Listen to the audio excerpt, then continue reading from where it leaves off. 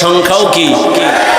যত বড় টাকাওয়ালা হও না কেন, মইরা গেলে একটা কাফন কেউ বাড়াইয়াও দিবে না। গরিব রিক্সাওয়ালা হইয়া যদি মরো, একটা কাফন কেউ কমাইয়াও দিবে না। আমারেও 3 কাফন, তোমারও 3 কাফন। কালার আলাদা না সব এক? কি কালার? কাফনের উপরে লেখা থাকবে বড় হুজুরের লাশ, কাফনের উপরে লেখা থাকবে কোটিপতির লাশ। তাহলে এত ভাব দেখাও কেন? আমি বক্তা বক্তা ভাব দেখাই, তুমি টাকার ভাব দেখাও। যত ভাব দেখাই না কেন, সাদা কাফনে যেদিন ঢুকবো ওদিন সব বাহাদুরি শেষ হয়ে যাবে। কবরের সাইজও হবে এক, কবরে রাখার পরে প্রশ্ন হবে 3টা, তাও এক। নাকি আপনাদের প্রশ্ন আলাদা? কে স্কুলে পড়ে, কে কলেজে পড়ে, কে মাদ্রাসায় পড়ে, কে হুজুর না, কে ডাক্তার, কে রোগী, কে ইমাম, কে মুক্তাদি, কে পীর, কে মুরিদ। সবার বেলায় প্রশ্ন 3টা। রবের পরিচয় দাও, ধর্মের পরিচয় দাও, রাহমাতুল লিল আলামিনের পরিচয় দাও। নবীজি বলেন এই 3টা প্রশ্নের জবাব যে দিবে তার জন্য কবর হবে রাউযাতুম মির রিয়াজিল জান্নাহ। আর এই 3টা প্রশ্নের জবাব যারা দিতে পারবে না, তাদের কবর হবে হুফরাতুম মিন হুফারিন নার। যারা জবাব দিবে তাদের জন্য ভালো, দিতে পারবে না কপাল খারাপ। এখন পারবে কারা? আমরা হুজুরেরা। কি হুজুর হইয়া কবরে জবাব দিতে পারবো গ্যারান্টি? আরে আমরা হুজুর কেন? রহমতের নবীর হাতে করা সাহাবা, 10 জন সাহাবা জান্নাতের টিকিট পাইছেন হাতে, পাইছেন না? তারা কত দামি, তাদের নামাজ কত সুন্দর, তেলাওয়াত কত সুন্দর, জিকির কত সুন্দর, তেলাওয়াত রোজা কত সুন্দর। এই যে জান্নাতের টিকিট পাইয়াও তারা জীবন ভর শুধু কান্না কান্না কান্না কান্না। রহমতের নবী বলেন আমি রাতের বেলা আমার হুজরায়, আম্মা জান আয়েশার হুজরায় আমি ঘুমায় গেছি। আমার চোখ ঘুমায়, আমার অন্তর ঘুমায় না। হঠাৎ রাতের গভীরে শুনি কান্নার আওয়াজ। রাতের গভীরে কে আমার মসজিদে কে কাঁদে? আমার চোখ সজাগ হয়ে গেল। আমি ওইটা তাকায় দেখি মসজিদে নববীর মধ্যে এই রাতের গভীরে অচেনা কেউ কাঁদে না। জান্নাতি সাহাবী, 1 নাম্বারের সাহাবী জান্নাতি, আমার কলিজার আবু বকর নামাজে দাঁড়ায় দাঁড়ায় কান্না করে। মায়ার নবী হেঁটে হেঁটে বাইর হইলেন। এবার নামাজ শেষ, নবী পেছনে তাকায় দেখে আবু বকর হাউ মাউ করে কাঁদতেছেন। নবী নামাজ শেষ করার পরে জিজ্ঞাসা করলেন, আবু বকর আপনি রাতের গভীরে সবাই ঘুমায়, আপনি কেন নামাজে দাঁড়ায় কান্না করলেন? আবু বকর বলেন, ইয়া রাসূলুল্লাহ আমি আমার মালিকের আদালতে কেমনে দাঁড়াবো সেই ভয়ে কান্না করতেছি। নবী বললেন, আপনাকে তো আল্লাহ জান্নাতের টিকিট দিয়েছেন, আবার ভয় কেন? আবু বকর বলেন, ইয়া রাসূলুল্লাহ যেই আল্লাহ আমাকে জান্নাতের টিকিট দিয়েছেন আমার ভয় লাগে আবার না জানি কোনো আমলের দ্বারা আল্লাহ বেজার হইয়া টিকিট আবার ক্যান্সেল করে দিতে পারে, এই ভয়ে কান্না করি। কারণ নবী আপনিই তো বয়ান করেছেন হাসরের ময়দান হবে বড় ভয়ঙ্কর। যেই ভয়ঙ্করের কথা বলতে গিয়া নবী আপনি পর্যন্ত যার যার কান্না করেছেন, বুক ভিজায় দিছেন কান্না করে। কেমন ভয়ঙ্কর হবে হাসরের মাঠ। নবী আপনি তো বলেছেন জমিনটা হয়ে যাবে পুরা সমান, আল্লাহর আদালত হবে সিরিয়ার জমিনে বা আরাফাতের ময়দানে। জমিনটা সূর্যের নিচে এসে এমন তাপ দেওয়া শুরু করবে, সূর্যের গরমে জমিনটা হবে তামা।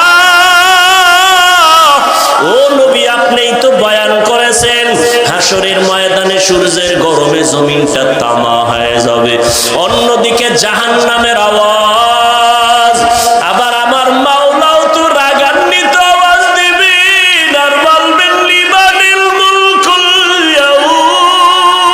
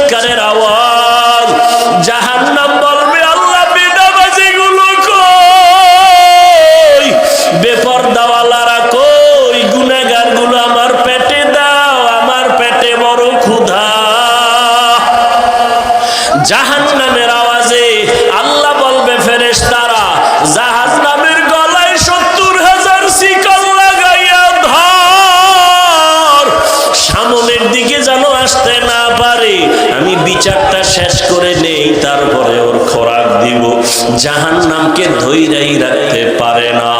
এমন এক অবস্থা, রহমতের নবীও কান্না শুরু করবেন, আল্লাহ জাহান্নামের ভিড়াও, আমার একটা উম্মতেরও যেন ধরতে না পারে, আমার উম্মতের যদি জাহান্নাম খাইয়াই ফেলায় আমি জান্নাতের দরওয়াজায় যাব না। তখন আমার আল্লাহ ফেরেশতাকে ডাকবে, আয় আয়। আল্লাহ কুদরতের হাতে একটু পানি দিয়া বলবে, জাহান্নামের গায়ে পানিটা ছিটাইয়া দাও। ছিটাইয়া দেওয়া মাত্র জাহান্নাম দ্রুত গতিতে পেছন দিকে ভাগতে থাকবে।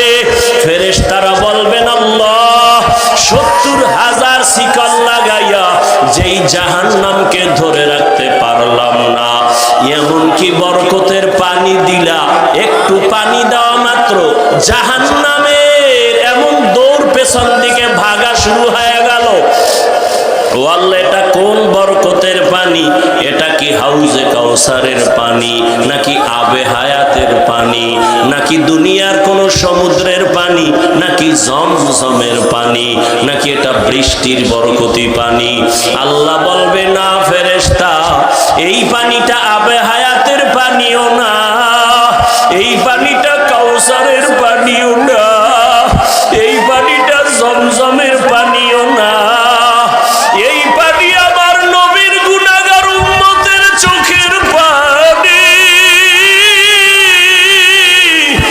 ওই বাংলাদেশ মাঠের মধ্যে আমার মাওলার আশিকেরা বসে বসে কান্না করেছে, গুনাহগারেরা বেনামাজিরা চোখের পানি ছেড়ে কান্না করেছে, আর বলছে, ও দয়ার মালিক,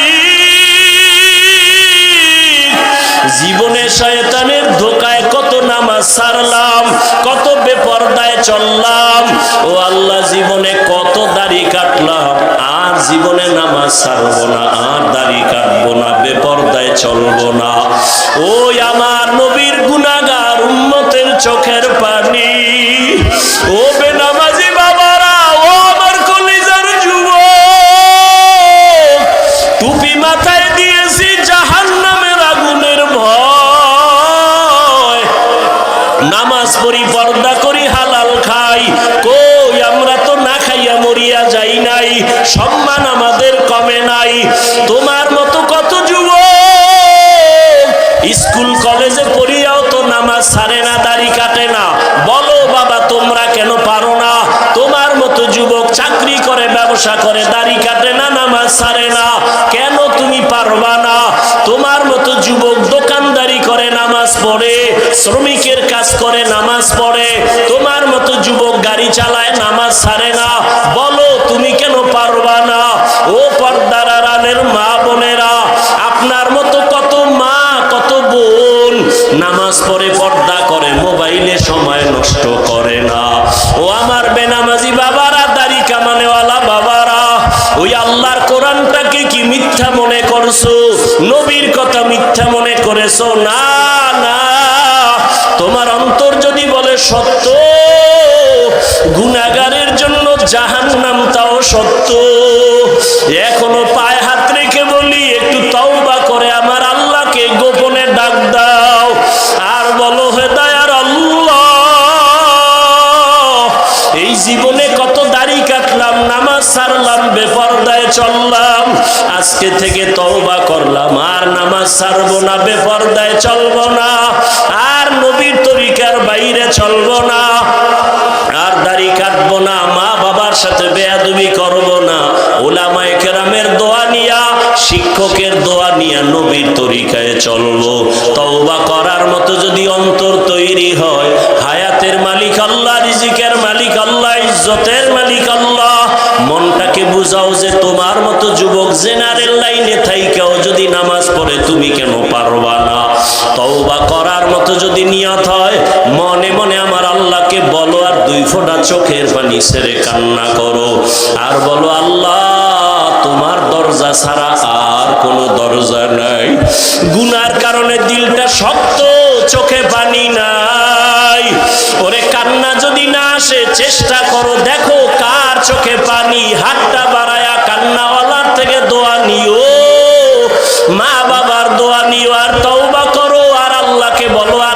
ছাড়বা না, দাড়ি কাটবা না, বেপরদায় চলবা না, মা বাবার দোয়া নিয়া, আলেমের দোয়া নিয়া, নবীর তরিকা মেনে চলবা, মুরব্বির দোয়া নিয়া চলবা। তওবা করার মতো যদি নিয়ত হয়, দুটো হাত আমার আল্লাহকে